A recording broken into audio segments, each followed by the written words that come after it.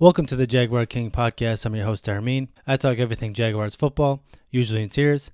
So if you like anything Jaguars or anything NFL related, please hit the subscribe button. Please hit the like button. It really helps my channel grow. And without further ado, in this week's episode, a new era begins in Jacksonville. Finally, this freaking season is over. A season in which we lost 15 games on the year, a 15-game losing streak, but we have 3 moral victories. First, we fired Dave Caldwell, our former GM who we had for 8 years and not much winning. Second, we got the first overall pick and potentially got Trevor Lawrence for our future.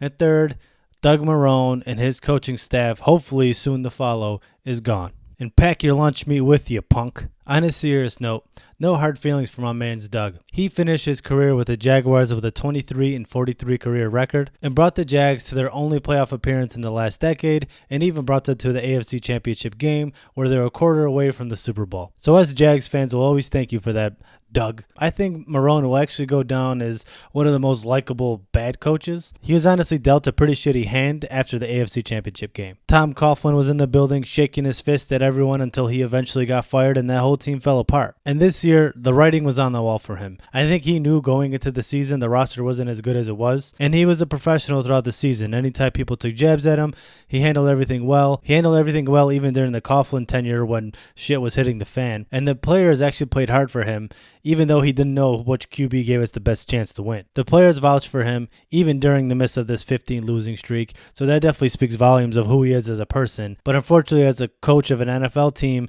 your wins define you, not necessarily your personality. So you weren't the worst guy to root for, Doug, especially considering who you took over for. Gus Bradley was for sure one of the worst coaches probably ever in the NFL. So to that, I raise my fried bologna sandwich to you, Doug. Good luck in the future. Now let's let go of the past and focus on our future. And let's talk about 5 potential NFL head coaching candidates for the Jacksonville Jaguars. The first coach I want to talk about is former college coach Urban Meyer. He's first on my list, and not because I think he's the best fit for the Jacksonville Jaguars, but he's currently being rumored hard to be going to Jacksonville Jaguars as their next head coach. Some are saying there's no truth to these rumors, and others saying he's already forming a staff to be a head coach, and Doug Marrone's on it. I'm just kidding, but that would actually be pretty funny. So let's take a quick look at Urban Meyer and some of the pros and cons of him as a head coach. The first pro being his name is Urban. It's pretty cool. But most importantly, what Urban Meyer has going for him is he's a winning coach and has built winning programs. Every single team he's been a head coach for at the collegiate level has been a winner. Bowling Green, Utah, Florida, and Ohio State. He finishes his college record with a 187 wins to 32 losses, making him the 3rd highest winning percentage of any college coach in the history of the sport. He also has 3 national championships in his tenure as a college head coach, along with numerous bowl wins. I'm not sure, but obviously national championships fuck harder than bowl wins. Another pro I want to mention with Urban Meyer is his player management. I know you're probably thinking, what are you talking about player management? The guy had 31 players arrested in his 6-year span at Florida. But hear me out on this. In 2008, a Florida Gator team that won a national championship had Aaron Hernandez, and we all know his life took an unfortunate turn. That team also had Cam Newton. Before he was wearing ridiculous outfits, apparently he was stealing people's laptops. It also had wide receiver Riley Cooper, who you don't want to meet at a Kenny Chesney concert. Also a wide receiver that had Percy Harvin, who's probably high before every single game. He also had the Pouncey twins on the offensive line, and the team was led by no other than Tim Tebow. If this is not an ESPN 30 for 30 in a few years, I'm going to make it myself, because that's absolutely absurd. Despite all the baggage that comes with Urban Meyer, a lot of rumors about him faking health issues to leave early, a lot of rumors about him mishandling other players and giving better treatment to starters and things like that, the dude was a winner. So if you look past all those things, he won 3 national championships and clearly knows how to build a college football team. Which brings me to the next point. He only has experience at the college level. Yeah, he's won a lot, but the NFL game and the college game are 2 different things. It is not to say that he wouldn't have success in the NFL level. It's definitely a risk you take because it's a different style of coaching. I feel that the Jags fans right now are at a 50-50 split for Urban. People like the winning culture he'd probably bring with him, but they don't like all the accusations and things like that.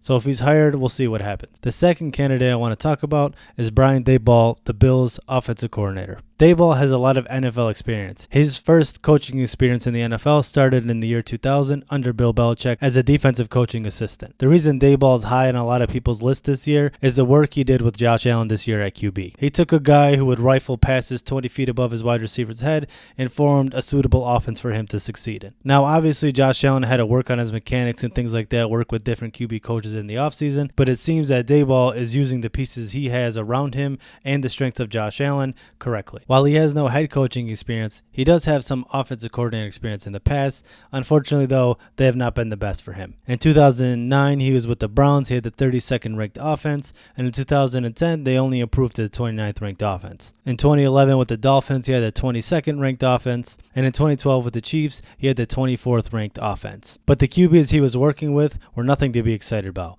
and they're no Trevor Lawrence, bitch. Freaking declare already, dude. People will credit Bill's GM for building a really good team there in Buffalo, which he did, but Brian Daboll's ability to use all the pieces he has to build the second-ranked offense in the NFL is definitely intriguing. The third candidate is Eric Bieniemy, offensive coordinator of the Chiefs, a.k.a. spin around in circles at the line of scrimmage because you're bored and you have Patrick Mahomes at QB. Bieniemy has garnered a lot of interest over the years as a head coach, but he's never landed a head coaching gig, and he's already set to do interviews this year. What Bieniemy has going for him is that he's been a part of basically one of the most successful offenses for the past 3 years in the NFL, including winning a Super Bowl with that offense. The biggest downfall that I see is that he does not call plays, and Andy Reid is in charge of calling plays as the head coach. But he comes from the Andy Reid coaching tree, which we all know has a solid trunk. Other coaches that have come from this tree, Doug Peterson, Sean McDermott, and Ron Rivera, who have all had some success at the NFL level. Even without the play calling thing, the fact that he's still involved in the creativity process of using Patrick Mahomes and all those weapons,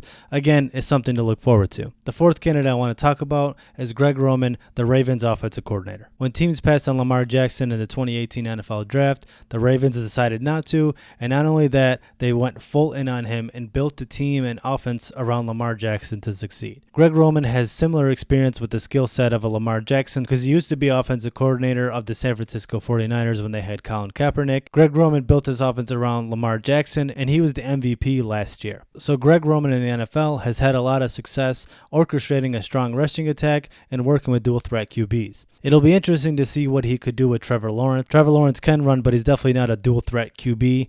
By definition, I guess. So I guess the question is, will Greg Roman succeed in building an offense with a more traditional pocket passer, or would James Robinson just have 3,000 yards rushing next year? In my fifth candidate, I'm going to go with defense. You know what they say, defense wins championships unless you play in high-powered offense. So my fifth candidate is Robert Saleh, 49ers defensive coordinator. Robert Saleh's first NFL experience was actually with Pete Carroll while they built that Legion of Boom and had a very dominant defense over there. And then actually he came over to the Jacksonville Jaguars when Gus Bradley was hired as head coach to be the Jaguars linebacker coach, where he got to work with Paul Posluszny, Miles Jack, Telvin Smith, and players like that. And then after the Jaguars, he got hired at the 49ers to be their defensive coordinator. And from 2017, taking one of the worst defenses in the NFL and consistently getting better every single year. And in 2019, he had the second-ranked defense, making a trip to the Super Bowl, playing the Kansas City Chiefs, where they fought hard, but Pat Mahomes nonetheless beat them that game. I do want to throw in an honorable mention in Joe Brady, the offensive coordinator of the Carolina Panthers.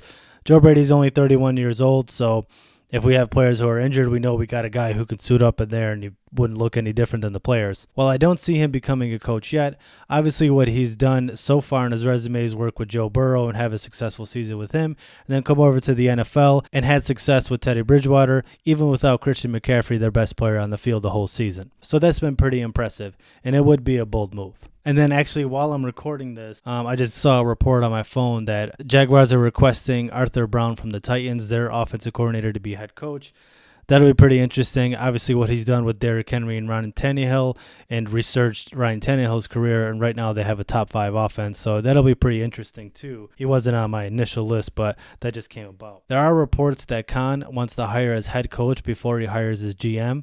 I'm not sure how I feel about that. It's not the traditional way to go about it, but it's been done before. I think Pete Carroll was hired as a head coach before the Seahawks brought in their general manager. Perhaps after dipping his toes in the NFL, Shad Khan feels that the head coach is more more valuable than the GM. So he'd rather make sure he hires the right head coach and then finds his GM after to complement the head coach. I personally think the opposite way. I think it starts from the top. I think if you have a good GM to evaluate talent who can find the right head coach, and it kind of has that trickle-down effect. But we'll see how this offseason pans out and if we get a coach before we do get a GM. So those are the 5 candidates I can see the Jaguars taking as their next head coach. Those are the 5, I guess, hottest names on the market right now, at least from what I'm seeing. The Jaguars definitely have one of the most attractive spots for a head coach and GM with all the picks they have and all the money they have for free agency. So it'll be interesting to see who we interview and who wants to come be a Jaguars head coach. Comment down below some names you think that you'd want to see as a Jaguars head coach, and let me know what you think of these 5 candidates. Do you think they could be the head coach? Do you like any of them? Do you dislike any of them? Definitely leave your comments down below as to who you'd like to see next year. Thank you all for sticking around for my horse shit. Thank you all those who have subscribed to my channel.